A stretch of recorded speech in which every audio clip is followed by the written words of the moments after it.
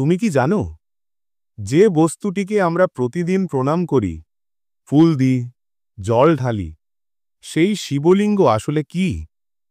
তুমি ভাবো এটা একটা পাথর, কিন্তু সত্যি বলতে এটা পাথর নয়, পুরো মহাবিশ্বের মানচিত্র। হ্যাঁ, শুনে অবাক লাগছে তাই না? কারণ বেশিরভাগ মানুষ শিবলিঙ্গে শুধু রূপ দেখে, কিন্তু তার অরূপ মানে কেউ বোঝে না। গুরু বলেছিলেন, যেদিন তুমি লিঙ্গকে দেবতার শরীর ভাবা বন্ধ করবে, সেদিন তুমি বুঝবে এটা কোনো দেহ নয়, এটাই সৃষ্টির উৎস। তরুণ শিষ্য অবাক হয়ে জিজ্ঞেস করল, তাহলে গুরুদেব, আমরা এতদিন যাকে পাথর বলে পূজা করেছি, তিনি আসলে কে? গুরু হেসে বললেন, তিনি শূন্য। কিন্তু সেই শূন্য থেকেই সবকিছু জন্ম নেয়। তুমি, আমি, মহাবিশ্ব, এমনকি এই নিঃশ্বাসও। এক মুহূর্তে নীরবতা নেমে এলো গুহার ভিতরে। শিষ্যের চোখে তখন একটাই প্রশ্ন জ্বলছে, আমি কি এতদিন পাথর পূজা করেছি, নাকি সৃষ্টিকর্তার চিহ্ন? আর সেই প্রশ্নের উত্তরই বদলে দেবে তার পুরো জীবন। এক দূর পর্বতের কোলে এক সাধক বসবাস করত।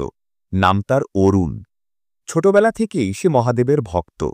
অল্প বয়সেই সংসার ত্যাগ করে সে পর্বতের গুহায় এসে তপস্যা শুরু করেছিল। প্রতিদিন ভোরবেলা নদীর ধারে যেত, শিবলিঙ্গে জল দিত, ধূপ জ্বালিয়ে ধ্যান করত। তার জীবন ছিল নীরব, অথচ বিশ্বাসে পরিপূর্ণ। তবুও তার মনে মাঝে মাঝে এক প্রশ্ন জেগে উঠত, আমি যাকে পূজা করি তাকে কি সত্যিই জানি? একদিন সকালের পরশে পাহাড়ের গুহায় প্রবেশ করলেন তার গুরু দেবদত্ত। তিনি বহু বছর ধরে তপস্যা করে শিব তত্ত্ব উপলব্ধি করেছেন। গুরু এসে মৃদুস্বরে বললেন, অরুণ, আজ তোমার চোখে এক অদ্ভুত প্রশ্নের ছায়া দেখছি। অরুণ নত হয়ে বলল, গুরুদেব, এত বছর ধরে আমি শিবলিঙ্গে পূজা দিচ্ছি, কিন্তু কখনো বুঝিনি শিবলিঙ্গ আসলে কি। আমি জানি এটি শিবের প্রতীক, কিন্তু এর প্রকৃত অর্থ কি? গুরু মৃদু হেসে বললেন, সন্তান, তুমি এতদিন পূজা করেছ ভক্তি দিয়ে, কিন্তু এখন সময় এসেছে সেই ভক্তির ভিতরে জ্ঞান জাগানোর। ভক্তি যদি অন্ধ হয় তবে সে কেবল রীতি, কিন্তু জ্ঞান মিশে গেলে ভক্তি হয়ে ওঠে মুক্তি। তুমি জানো লিঙ্গ মানে কি? অরুণ মাথা নাড়ল, তার চোখে লজ্জার ছায়া। গুরু বললেন, লিঙ্গ মানে চিহ্ন। শিবলিঙ্গ মানে শিবের চিহ্ন, সেই অচিন্ত ব্রহ্মের প্রতীক, যা রূপহীন, বর্ণহীন, কিন্তু সর্বত্র বিরাজমান। অরুণ অবাক হয়ে শুনছিল।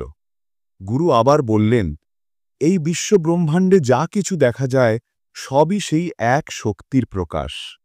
গাছের ডাল, নদীর স্রোত, সূর্যের আলো, তোমার নিঃশ্বাস, সবই শিবের প্রকাশ। শিবলিঙ্গ সেই উৎসের প্রতীক, যেখানে সব সৃষ্টি এক সূত্রে বাঁধা। অরুণ ধীরে ধীরে মাথা নিচু করল। তার মনে প্রশ্ন এলো, তাহলে আমরা যে পাথরের লিঙ্গে পূজা দিই, তা কি শুধু প্রতীক? গুরু মৃদুস্বরে উত্তর দিলেন, হ্যাঁ সন্তান, এটি প্রতীক, কিন্তু সেই প্রতীকই তোমাকে সত্যের পথে নিয়ে যায়। যখন তুমি শিবলিঙ্গে জল দাও, তখন তুমি তোমার অহংকার ধুয়ে ফেলছ। যখন তুমি ধ্যান করো, তখন তুমি তোমার মনের ভিতরের অন্ধকার দূর করছ।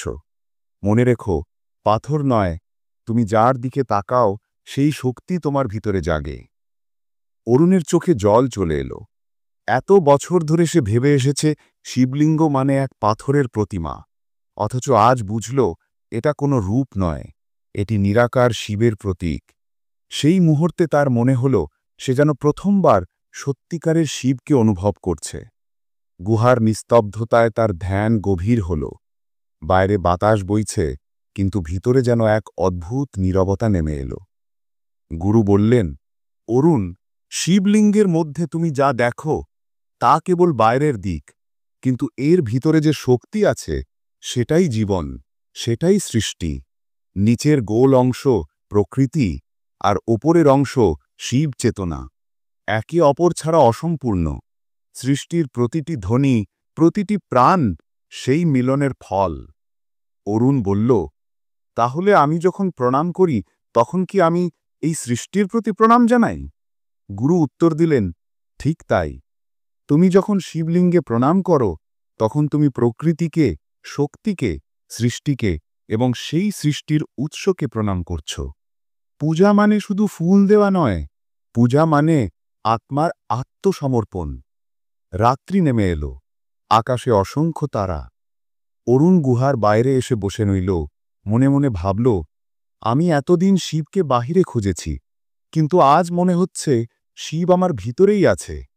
তার চোখ বুজে গেল, আর মনে ভেসে উঠল গুরুদেবের কথা, শিব মানে শান্তি, আর লিঙ্গ মানে সেই চিহ্ন যেখানে মন থেমে যায়। সেই রাতে প্রথমবার অরুণ অনুভব করল, শিব মানে ধ্বংস নয়, পরিশুদ্ধি, যা মিথ্যা তা ভেঙে সত্যকে প্রকাশ করা। তার ভিতরে এক গভীর উপলব্ধি জন্মিল, শিবলিঙ্গের পূজা মানে নিজের অন্তরের মলিনতা ধুয়ে ফেলা, অহংকারকে বিনাশ করে চেতনার শুদ্ধ রূপকে জাগানো।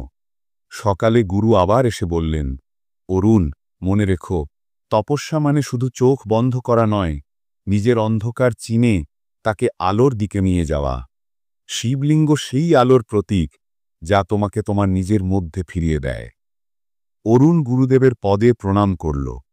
তার চোখে আর কোনো প্রশ্ন নেই, আছে কেবল শান্তি। সে বুঝেছে, পূজা মানে কোনো বাহিরের রীতি নয়, এটা নিজের ভিতরে শিবকে জাগানোর পথ। শিবলিঙ্গ কোনো মূর্তি নয়, এটি সৃষ্টির উৎস ও চেতনার প্রতীক। ভক্তি তখনই পরিপূর্ণ হয় যখন জ্ঞান তার সঙ্গে মিশে যায়।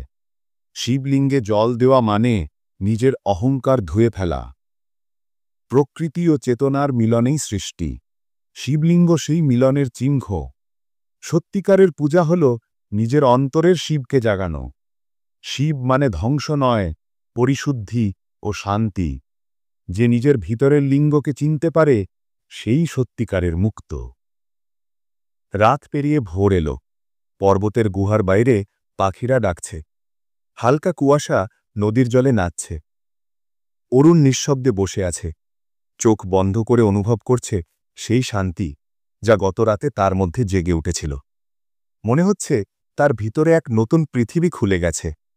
কিন্তু সেই নীরবতার মাঝেও একটা প্রশ্ন রয়ে গেল, শিবলিঙ্গ যদি প্রতীক হয় তবে কেন এই প্রতীকের মাধ্যমেই মানুষ মুক্তি খোঁজে? সে গুরুদেবের সামনে গিয়ে প্রণাম করল। গুরুদেব ধীরে ধীরে চোখ খুললেন, মুখে হাসি নিয়ে বললেন, অরুণ, তোমার প্রশ্ন মুখে আসার আগেই আমি শুনে ফেলেছি। তুমি জানতে চাও কেন মানুষ এই পাথরের প্রতীকে মুক্তির সন্ধান করে, তাই তো? অরুণ মাথা নেড়ে হ্যাঁ বলল। গুরু বললেন, মানুষের মন সহজে অদৃশ্যকে ধরতে পারে না। সে রূপ চায়, চিহ্ন চায়। তাই ঋষিরা শিবলিঙ্গ তৈরি করেছিলেন, যাতে মানুষ সেই নিরাকার শিবকে রূপের মাধ্যমে অনুভব করতে পারে।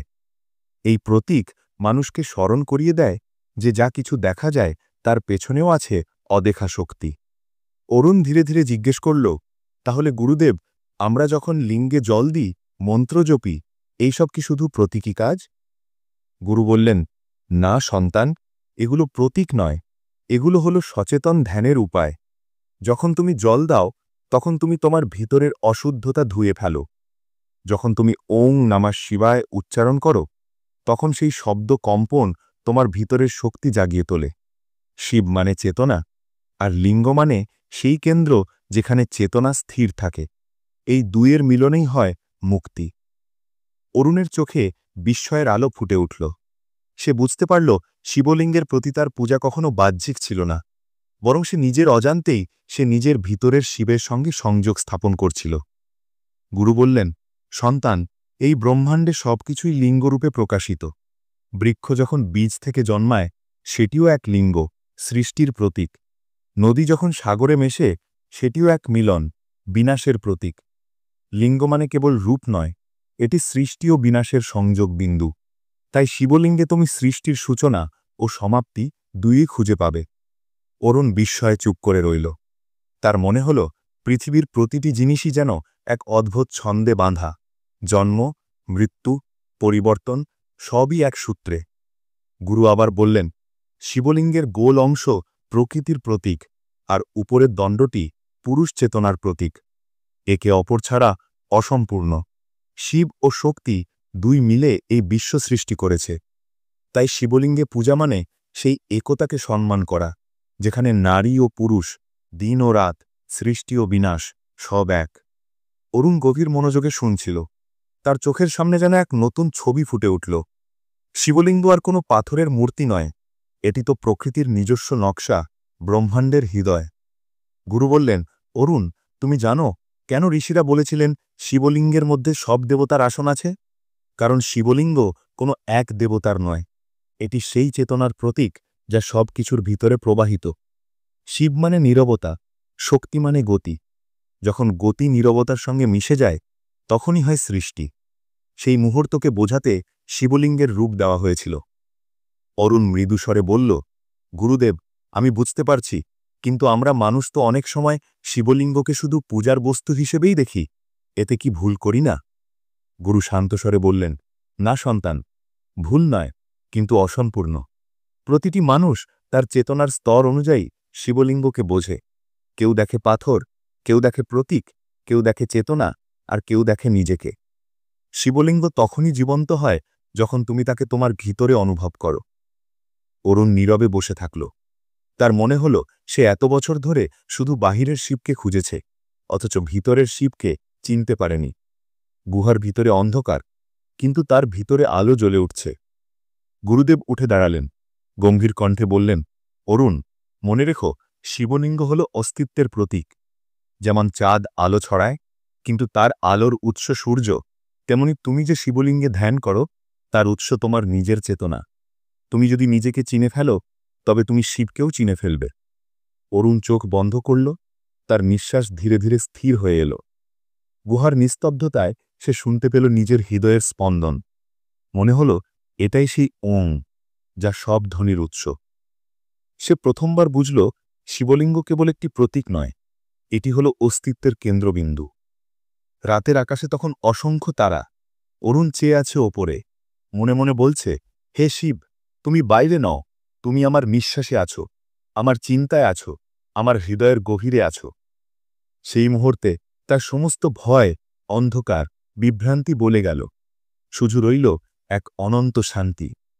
শিবলিঙ্গ কোনো মূর্তি নয়, এটি অদৃশ্য চেতনার দৃশ্য প্রতীক। মানুষ অদৃশ্যকে বোঝার জন্য রূপের সাহায্য নেয়। শিবলিঙ্গ সেই সেতুবন্ধন।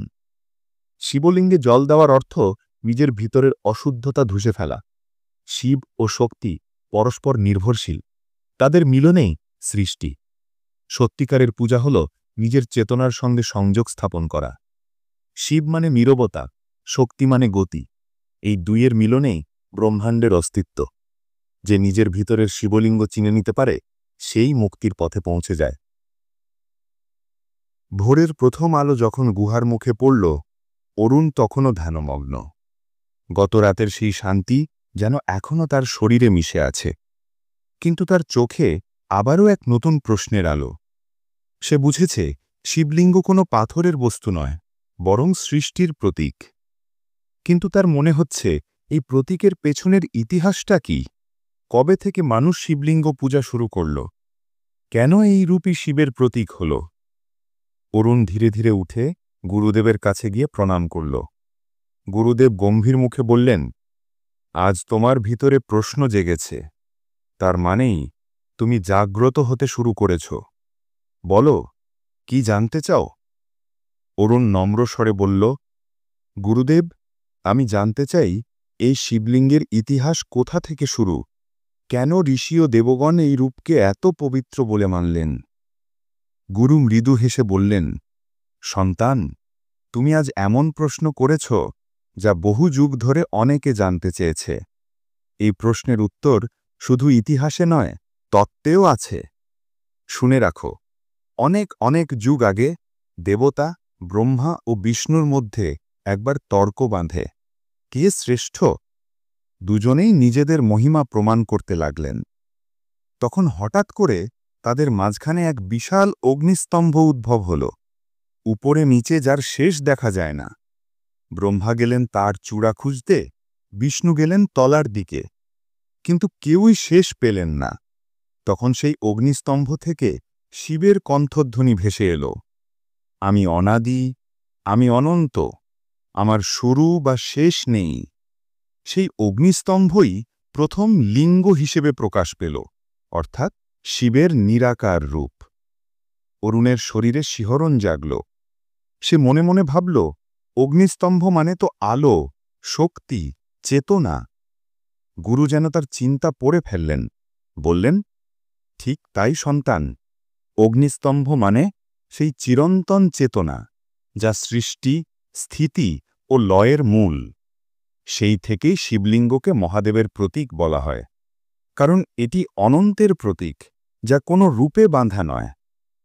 গুরু কিছুক্ষণ নীরব রইলেন, তারপর বললেন, ঋগ্বেদেও লিঙ্গ শব্দের অর্থ এসেছে চিহ্ন হিসেবে। প্রাচীন ঋষিরা জানতেন, যাকে চোখে দেখা যায় না তাকে বোঝাতে হলে একটি রূপ দরকার। তাই তারা লিঙ্গকে শিবের চিহ্ন হিসেবে স্থাপন করেন। এটি যেন মনে করিয়ে দেয়, তুমি যাকে পূজা করছ সে রূপ নয়, রূপের ওপারে। অরুণ নিঃশব্দে বসে আছে, যেন এক নতুন মহাবিশ্ব শুনছে। গুরু বললেন, বৈদিক যুগের পরেও শিবলিঙ্গ পূজা চলতে থাকে, কিন্তু মানুষ আসল অর্থ ভুলে যেতে থাকে। তারা রূপে আটকে যায়, অথচ শিবলিঙ্গের উদ্দেশ্য ছিল রূপের ঊর্ধ্বে নিয়ে যাওয়া। মনে রেখো, লিঙ্গের মূলে আছে চেতনা, আর চেতনার মূলে আছে শূন্যতা। সেই শূন্যই পূর্ণ। যিনি শূন্যকে বুঝে ফেলেন, তিনিই মহাদেবকে বুঝে ফেলেন। অরুণের বুক কেঁপে উঠল। সে মনে মনে ভাবল, শূন্যই পূর্ণ, কত সহজ অথচ কত গভীর। গুরু বললেন, শিবলিঙ্গের নিচের অংশটি গোলাকার, এটি প্রকৃতির প্রতীক, আর উপরের দণ্ডরূপ অংশটি হল শিব চেতনা। প্রকৃতি আর চেতনার মিলনেই সৃষ্টি। তাই পূজার সময় আমরা জল, ফুল, বিল্বপাতা দিই, এগুলো প্রকৃতির উপাদান। আর জপমন্ত্র, ধ্যান, ওঙ্কার, এগুলো চেতনার প্রকাশ।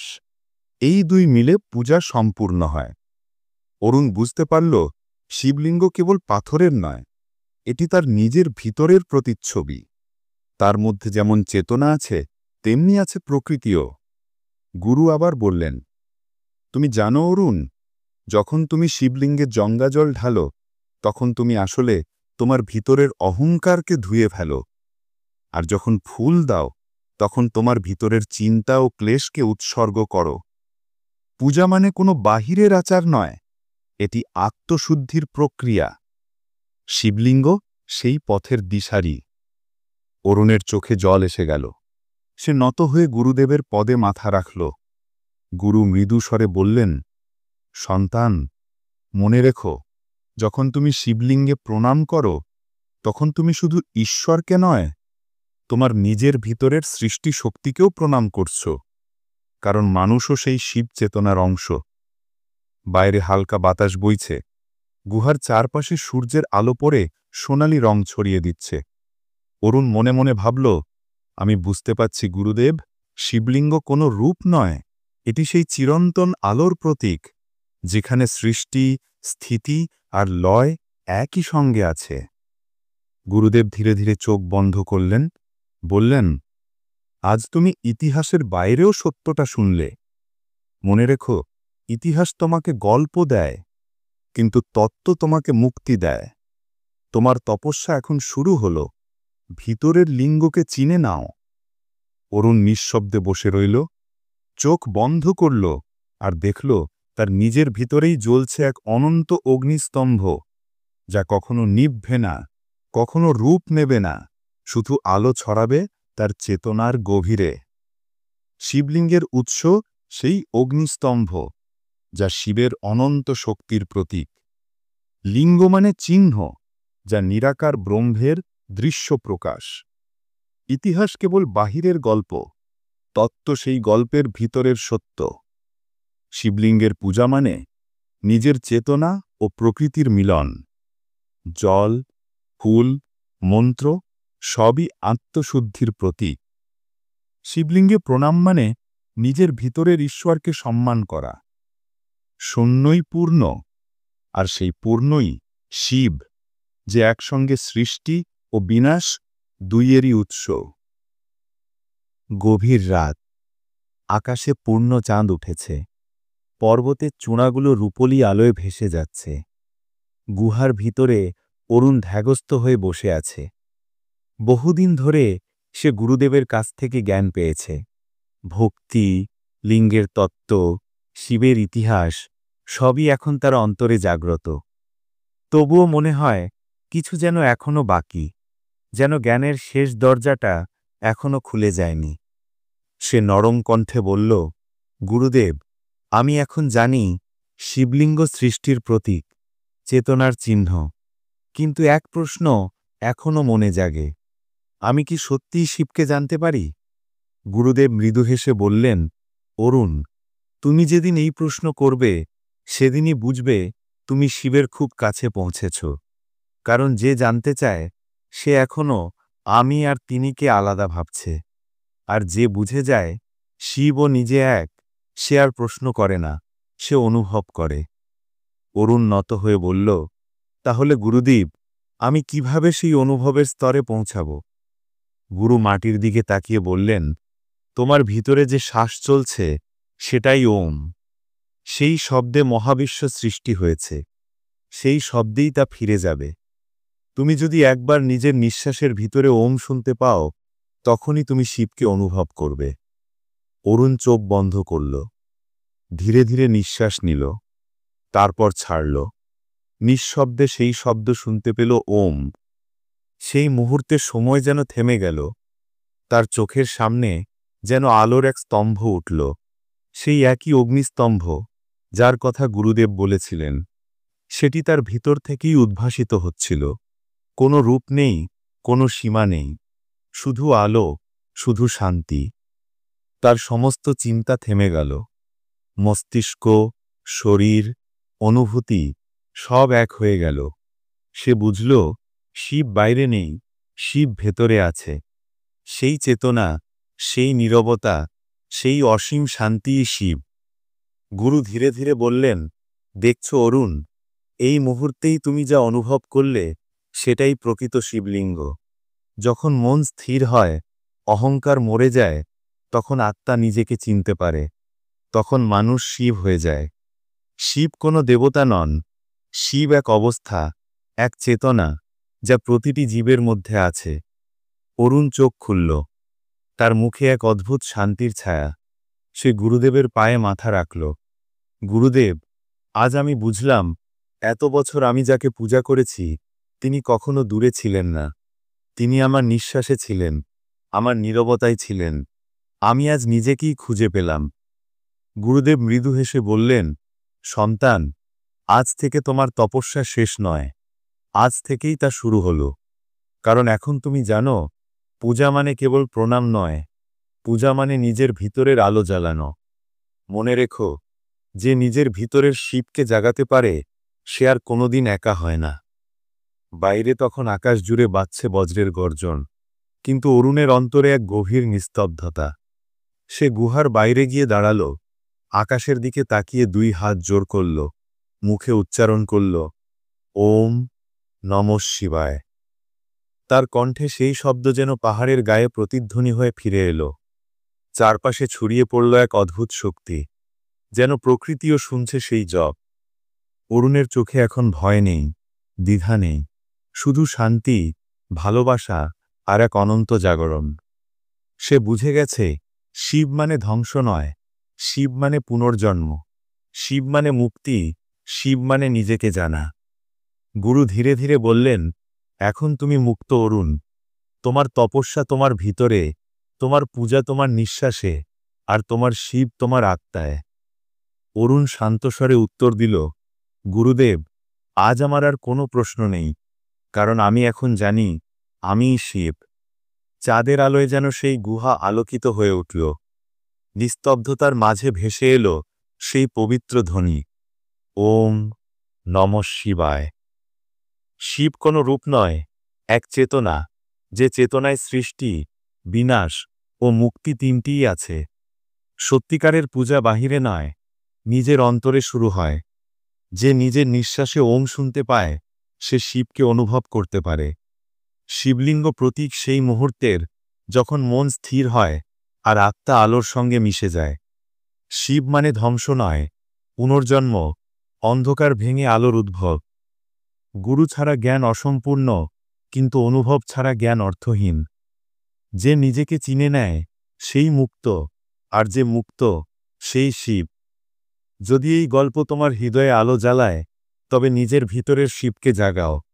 তোমার প্রতিটি নিঃশ্বাসে লুকিয়ে আছে সেই অদৃশ্য শক্তি, যে তোমাকে ভয় থেকে মুক্ত করে, অন্ধকার থেকে আলোয় নিয়ে যায়। তোমার মন শান্ত হোক, তোমার আত্মা জাগুক। এই আধ্যাত্মিক যাত্রা যদি ভালো লেগে থাকে, তাহলে লাইক, কমেন্ট আর শেয়ার করো, যেন এই আলোর বার্তা আরও দূর পর্যন্ত পৌঁছে যায়। ওম নমঃ শিবায়।